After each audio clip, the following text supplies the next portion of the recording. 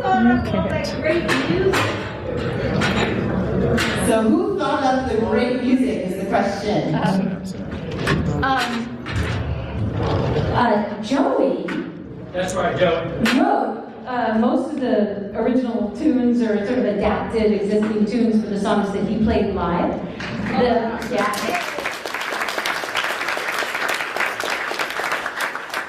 You're in what, 3 different bands? So you told me 3 different bands. The rest of the music, we first did a version of this adaptation in Baja. We put on a play at San Quentin every year, and we also put on a play in Baja every year. It's sort of opposite extremes. And we created this adaptation for our Baja group, which likes to have a lot of fun. Then we did it at Forest Meadows at Dominican University, where we have our professional main stage season every summer, a couple of years ago. And now we've done it here at San Quentin. So it was adapted by my wonderful husband, Robert, who's the artistic director of Marin Shakespeare, and myself.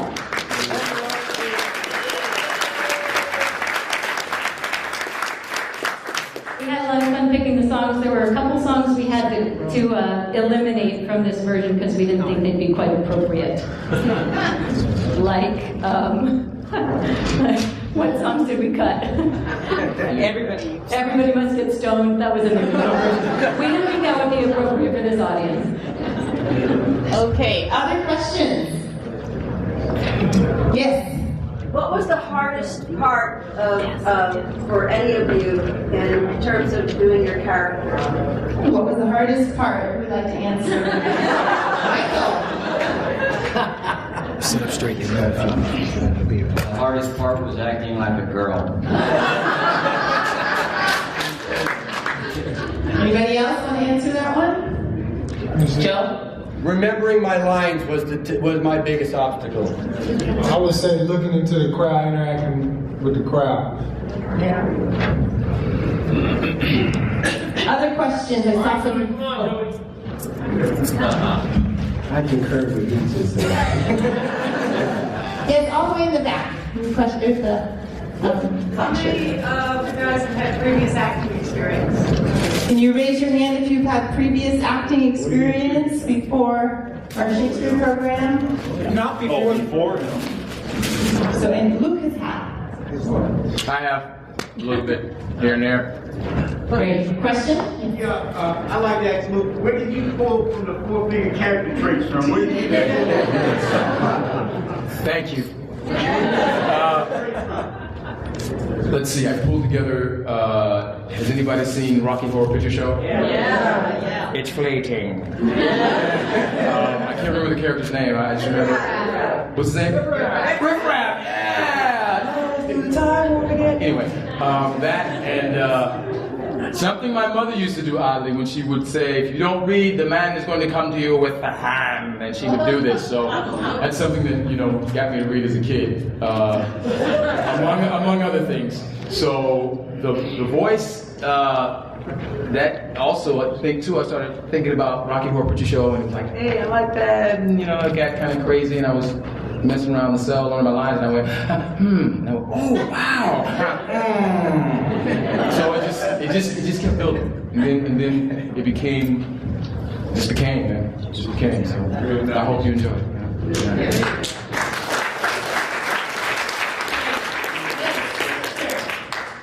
Hey, look, going to action.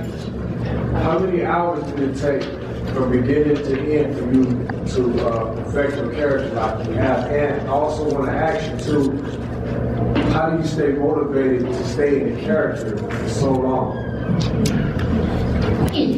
So,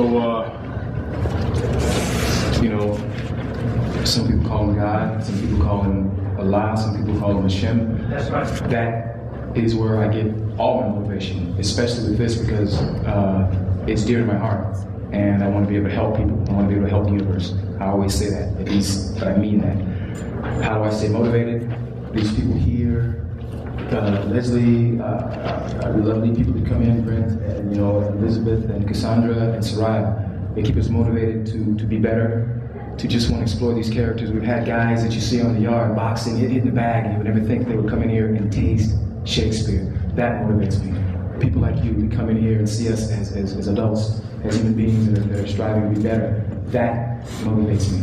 You know, this gentleman here who came back and said, oh, I'm not going to do it, and we got him back. This man here who has the nerve to get up here and the wherewithal to get up here and play a woman.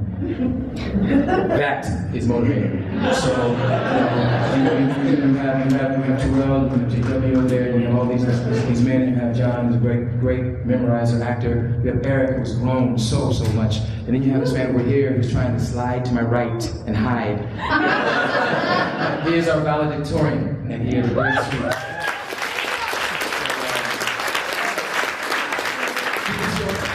What motivates me is, like I said, Allah, Hashem motivates me, and all of this. So that's it, bro. Thank you.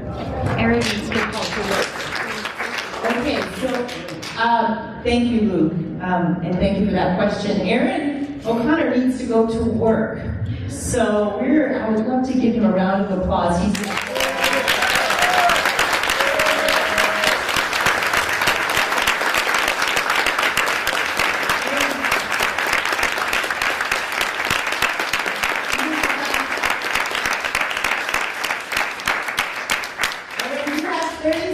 Say what motivates you to participate in an arts program like this? Ditto. I think the biggest thing is seeing people who are seeing people who are otherwise kind of introverted, kind of step out of their comfort zone. You know, Luke mentioned Angel. It's good to see Perry here. You know, yeah, everything, all of it. Great, yeah. Thank you, Aaron.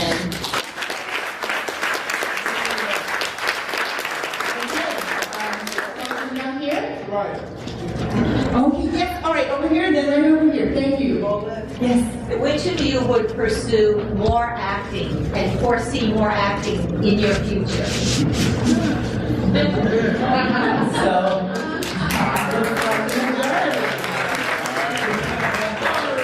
Yes. Luke, you put your heart into it. Yes, ma'am. I really love that about you. And with the fingers, they remind me of Freddy Krueger. That was the thing. I had a really good catch. Yeah. Great. Thank you. In the back here, in the middle. Yes. You, sir. As I read the program, they talked about the disguises and the images and the facade or the face that we put on.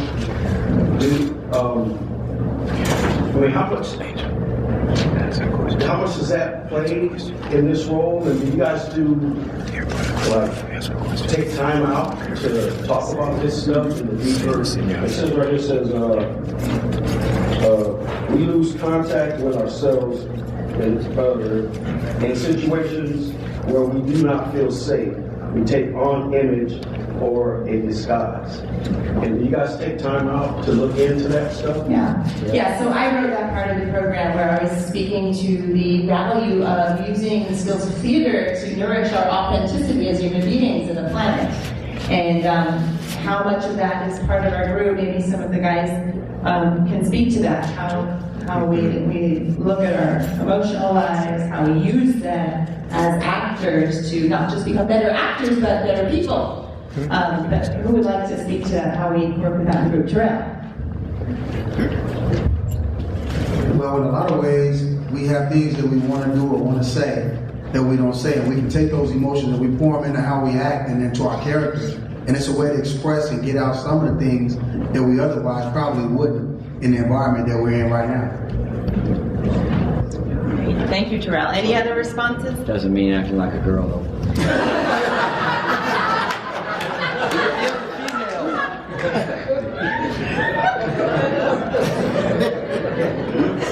John? Is Karen Lovas still here? She's a professor at San Francisco State. She has taught communications here many times at San Quentin, and I've kind of got a picture of the men in my group and my own development over time as a prisoner, okay, and being antisocial and growing out of that, okay, because when we go by the image that society might have of us as incarcerated men, okay, and then we're expected to act that role, that everybody has those stereotypes, and we act according to somebody else's preconceived script. Right? That's what I've learned over time to get out of the box. Okay, and as every role I play brings me more and more out of the box, I have more and more internal freedom versus being incarcerated. I feel more free than ever. And I see that happen with the other men here. I began sharing at AA meetings in Soledad in 1986. And that's the first time perhaps I was authentic with people other than family. I got to talk with people who were accepting of me no matter what. And as I gained that experience and I got in front of an audience and I learned how difficult it is as the audience increases in size and proximity, and I have spoken publicly under many circumstances of high pressure.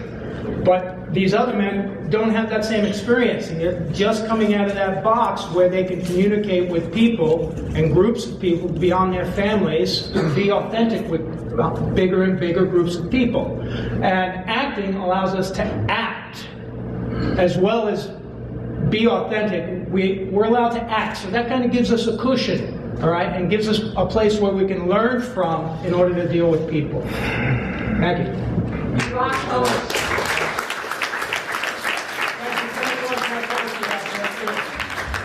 Thank you, John. Okay, other questions? Gentleman in the back? What's the benefit of doing Shakespeare in particular rather than other more modern writers? So, what's the benefit of doing Shakespeare as opposed to other more modern writers? Anybody want to take that question? I can also give my 2 cents for what's the value of doing Shakespeare. Jacob wants to say something. Okay, Jacob. Well, I guess the simplest answer is that most of the Shakespeare plays, I've only been to this one, including Romeo and Juliet. And most of the Shakespeare plays that I've looked at, they seem to transcend in every part of our life. Everybody knows, everybody's had a Romeo and everybody's had a Juliet. Just like these characters in this play. I'm sure you can always look at characters in this play and see that someone in your life that you ran into or someone that may act like that. And so just a simple answer for me is that I think that Shakespeare just transcends all levels of life.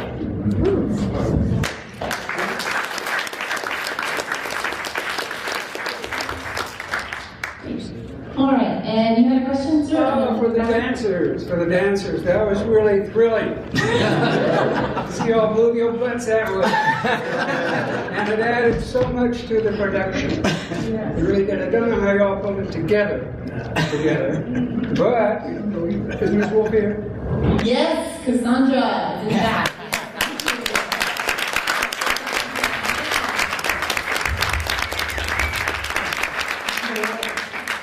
Who tirelessly worked with our dancers while we were rehearsing other scenes. She'd be coaching the dancers, another part of the room. So it's one thing to have a non-speaking role, but it's another to have to do sort of lip sync and move and be in time and be together as well as you all did. It was brilliant. Thank you.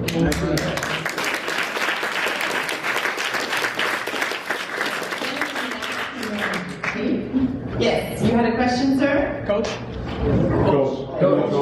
More of a couple comments and questions. I'm blessed. I know you're one of these guys real well. I talk to them every day. Mr. Merritt there writes a lesson Brett. I work about 3 feet away from him at a desk, and I've been calling him Romeo all week. It's just a pleasure to see these guys do this. I'm blessed. This is the 4th time I've seen Shakespeare, and it never ceases to amaze me. You know, and I know the hard work they put into it. John up there, great man, John. We were running the club together, and John would be in the yard reciting Shakespeare. People don't know if they think it's great. In the building practicing at night. But something interesting, I went out after Channel 2 interviewed me, and he asked me what brings me back, and I said, we're locked up physically, but for mentally, you come here for 2 hours and you're not incarcerated. You're at ease for that time. The second thing he asked me was, well, seeing as though this is a prison environment, you get the sense that a lot of guys kind of frown on guys do this. I said, well, once they come see it, they don't think that at all. They get a whole new profound respect for these guys, all the hard work that they put into it. I love it. I'm so proud of all these guys. I would give them all the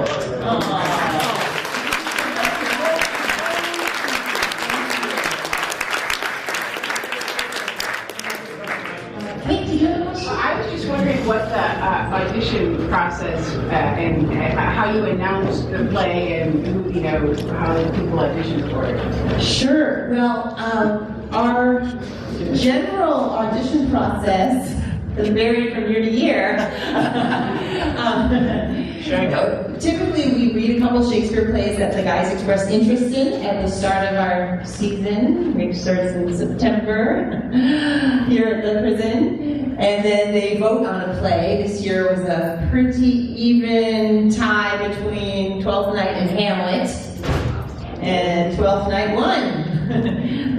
In terms of audition, it's a mixture of the guys expressing interest in certain roles. So I asked them, what are the top 3 roles you'd like to play? If you see a character you feel connected to.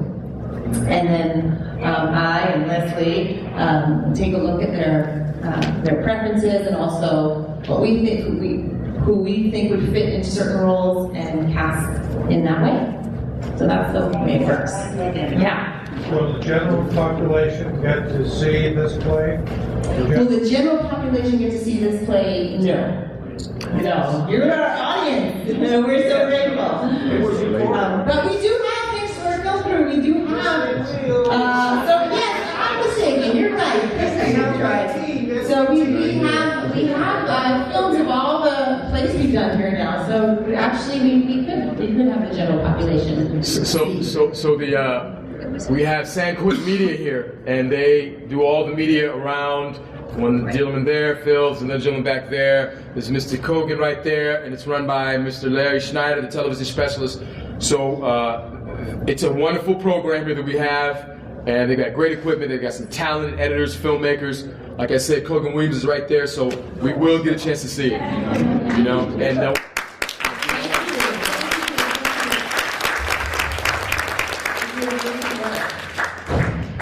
yes. My question is for all of these guys, as I look, all of the men here are seeking higher education, are very involved with a lot of different programs. Some of them even act here in the chapel with the drama. My question for you guys is, how do you guys reach out to the general population, our community here, to give them and help them and inspire them with the education that is needed or the inspiration for what you guys just did, to actually reach out and touch these men and help them grow before they're released back into the communities? What can you guys do to encourage that or even build a program that would be suitable for them to experience what you're experiencing? Like you said, that they can reach out and talk to people, that they don't have to bottle things up. They don't, like Joey, you made a comment in this that it taught you how to not be embarrassed by what other people think. And I think a lot of people deal with those issues. So I challenge you guys, because you guys are all seeking higher education and reaching out and touching kids and other things, to do that, to follow through with what you're doing here, because everybody should be able to have the opportunity to be able to express their feelings the way you guys are. Thank you. I think Joe wants to respond to that. Do you want to grab a microphone? No, I'm good. I just want to say, for me, to be my authentic self is to lead by example. That's the only way I can see doing it. We can tell each other everything there is to know about life. So by leading by example, and all these men that I've had the privilege of working with you're right, are involved in groups, and we are reaching out to the community. It's not about us and our addictions or whatever it is we had going on. It's about being of service. Looking beyond ourselves. Because for me, I was very self-centered. And this is just, I'm in prison, there's nothing I can do about it. But I can make a difference. And I do that by leading by example. Great. Let's take one more response to that question, Jada.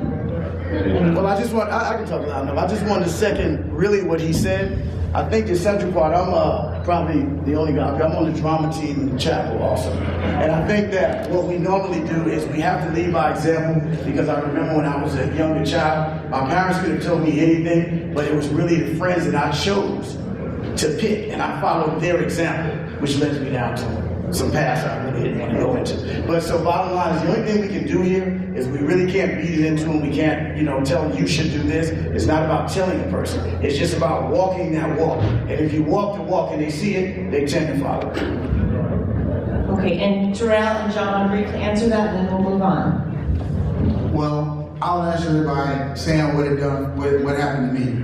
A year ago, they did Romeo and Juliet. I sat out in this audience and I watched it. And I was inspired by watching them being able to get up here and express themselves and have fun. And so after that, when they were ready to do this play, so I talked to a few people. I know most of the guys up there, I knew them already. And I was telling them how I enjoyed their show and how I would probably try it. And they encouraged me to join. And then so I came up here, and now I'm up here sitting here talking to you guys like they were last year. And in that, I think that they inspired me. So if they did that to me, maybe I can get up here and somebody's out there right now watching, and they'll be a part of next year's performance. That's right.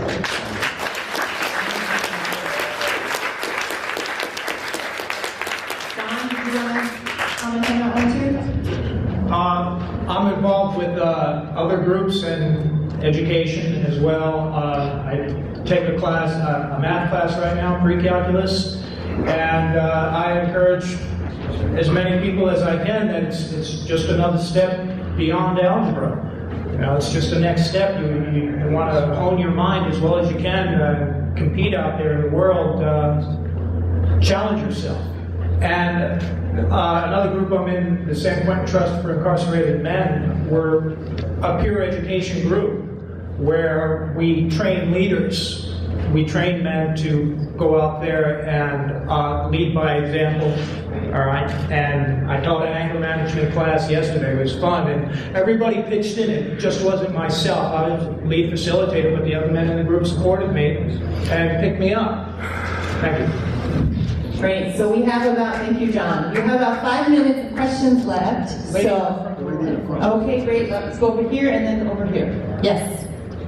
I just wanted to thank you for motivating me. I'm the director of California Lawyers for the Arts, and my friend Lori Brooks, where's Lori? From William James Association, and I are working together collaboratively to try to restore the arts and communities, arts and corrections programs around the state.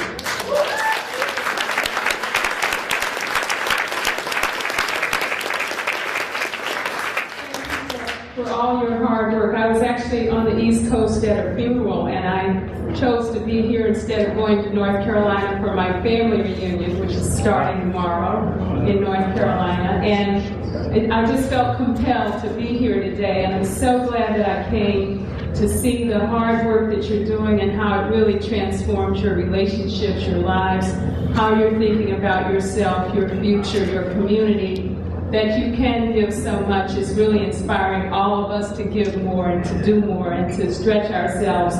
Our state is in a very dreadful situation, as is our nation. I think we all have to consider what more we can do, what more we can do as artists. Find the artist in everybody, bring that artist out to express, to give, to love. I love the way this ended. And I just really want to thank Marin Shakes and all of you, and again, my friend Lori from the William James Association. We're going to do this thing, Lori. This is important.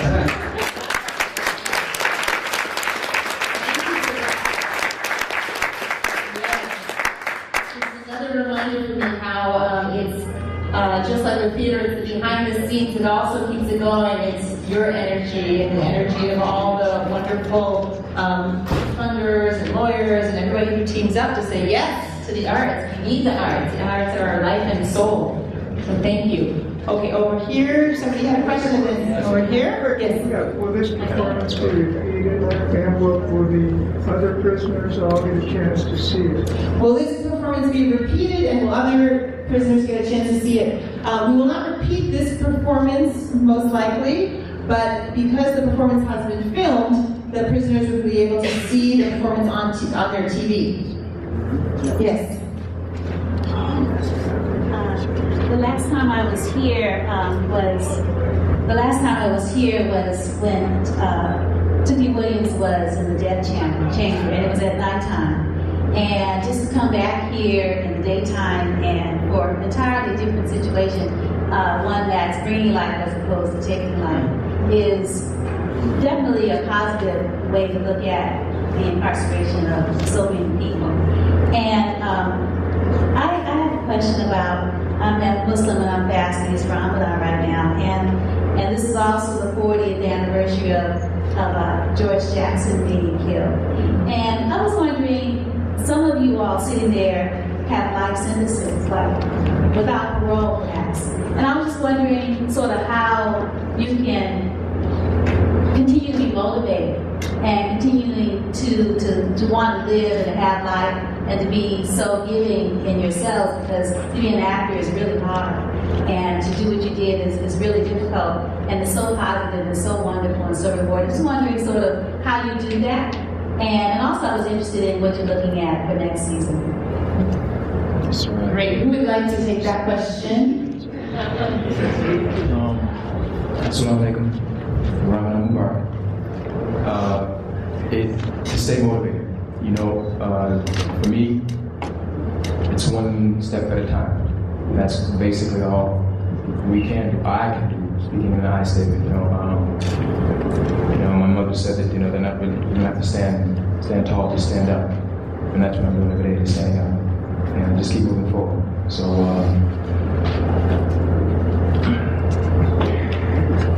I'm fighting a life sentence.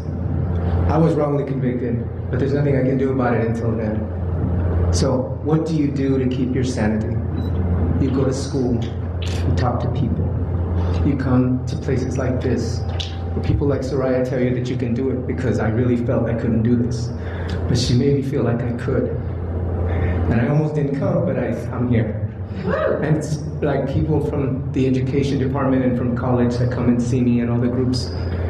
We do this to keep our sanity, at least for me, to keep your sanity. I gotta stay straight for my mother's sake. My mother was here at graduation last month, and I was so happy. I wish she could be here right now, but she is with me. So, for me at least, it helps me keep my sanity.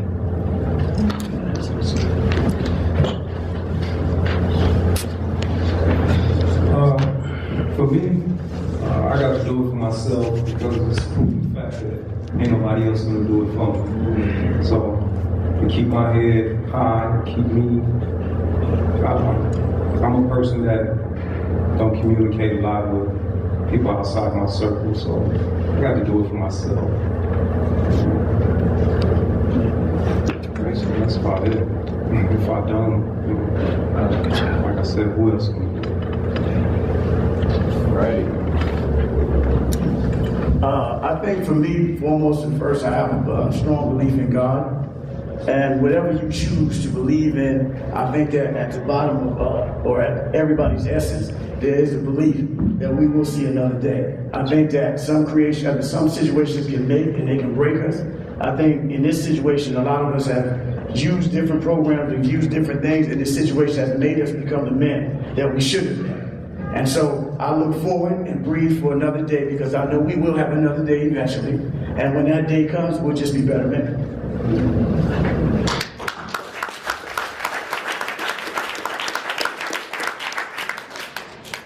I took a life 26 years ago.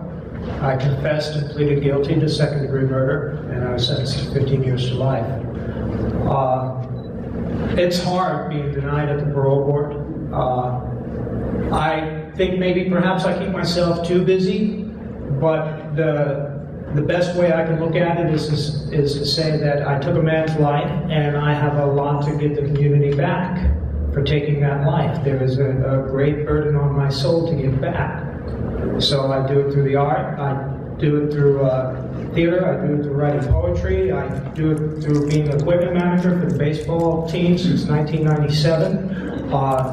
facilitating in the trust group and attending AA and sharing genuinely, and being here for these guys and encouraging them, and being as true to myself as I can.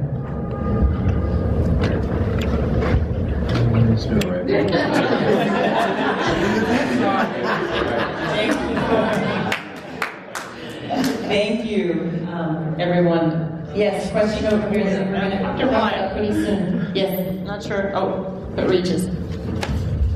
What was the best part about being part of this program?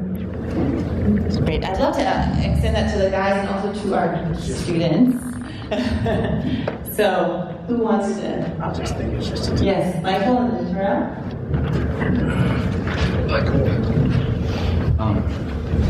I suffer from bipolar disorder, so sometimes I'm really severely depressed or sometimes I'm really manic. And I think through this program I'm able to balance out how I feel, because if I'm depressed I can put it into acting and it'll make me happy, and vice versa. If I'm manic, then I can still do it through here because it'll make me concentrate and calm down a little bit. So that's why I do it. Well, for me, it's how can you get to do so many different things? You can come in, you get the camaraderie of everybody, and we have fun and we joke, we play around. We get to see a guy in a dress, you know. I mean, it's all fun, you know. People come from the outside, Leslie, Soraya, Brent, Elizabeth, Cassandra, and we sit around and we get to sit and just pretend. Because we live such a serious life around here, sometimes it's fun to just be able to play and feel open. For me, the best part of this program is seeing how these guys change and grow as human beings and seeing how Shakespeare helps facilitate that. I'm so proud of them. So proud. For so many different reasons. And Aaron's back, yeah.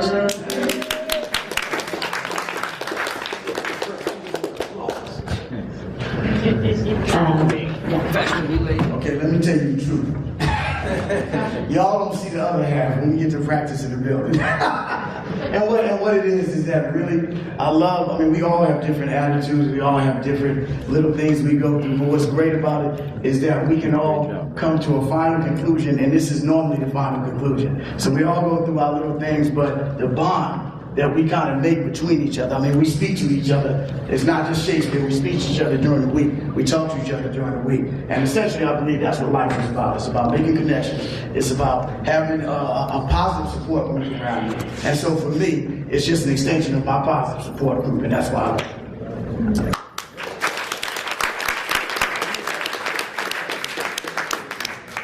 I like the rush. I'm in it for the rush.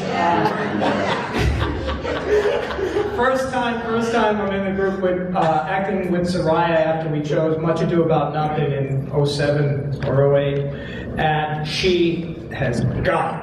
I mean, wham! That charisma's there, and it's a real thrill acting up against such a professional as Soraya. But I knew I had it this year when I kind of had somewhat of that same effect on Angel with my line, I could not stay behind you. My desire more sharp than filed steel than spur me forth. I mean, it had me. Then I knew I had it.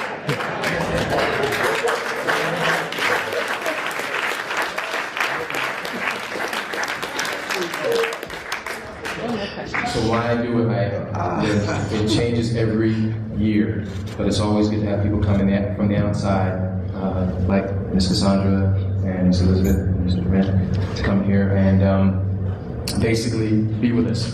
But I do it because if I didn't, I work with some great guys at San Quentin newspaper, and they would probably kill me if I stayed there acting a fool like this at work all the time.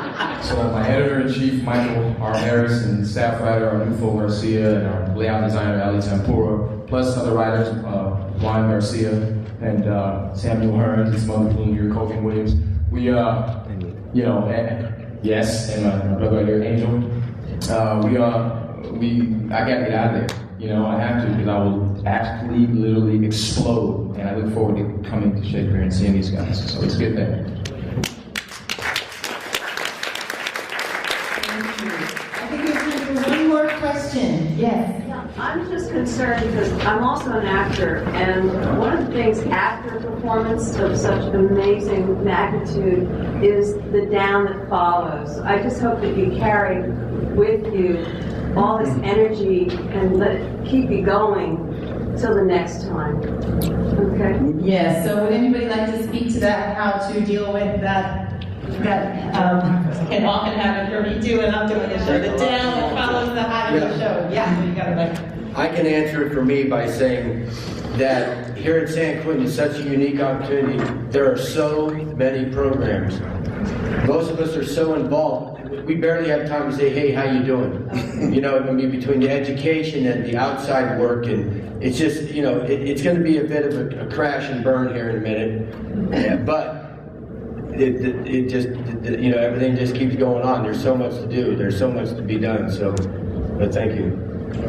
And I think one thing that we're learning in this acting program is to really how to be with all of our emotions, how to hold all of the humanness that we are, not indulge anything and make a big story out of it, not push anything away and try to avoid it. It just gets worse, right? But, you know, if we feel a little down, which we might not, you might feel great. Then we learn to be with that. If we feel great, we're with that. Okay, last question, really. No disrespect to the men on the dais here, but I'm really curious to hear from the actors from the outside, the experience working in this environment. So, Brent or Elizabeth?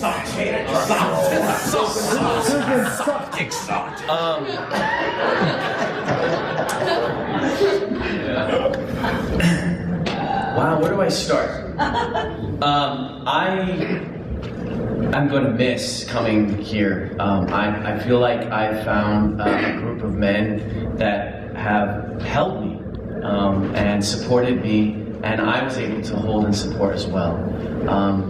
And that's powerful to have a group like that in my life. So I am going to have a bit of a down for me, a personal. And I'm really just honored to have you in my life and be changed because of who you are. So, thank you.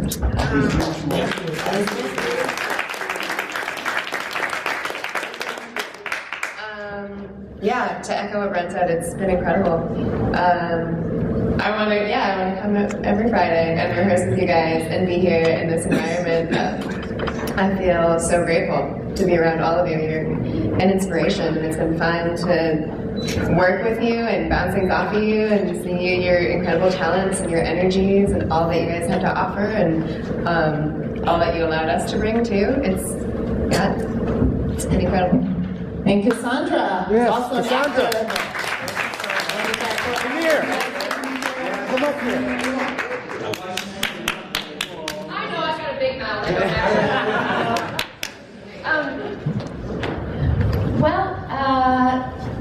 I think that the biggest thing for me working with the guys was just that it reaffirms my belief in what I'm doing and the ability to grow and change as human beings, because I mean, I forget that on my own, and it's awesome to be reminded, and then to be able to, you know, take it out to my friends and my family and just people that I meet, and they say, oh, what's it? Oh, that's what, oh, what is it? And it's kind of fun to turn it on the head and be like, well, I'd much rather be hanging out with the guys than here at work right now. So, it's a blessing to be able to share that. Thank you guys. Thank you.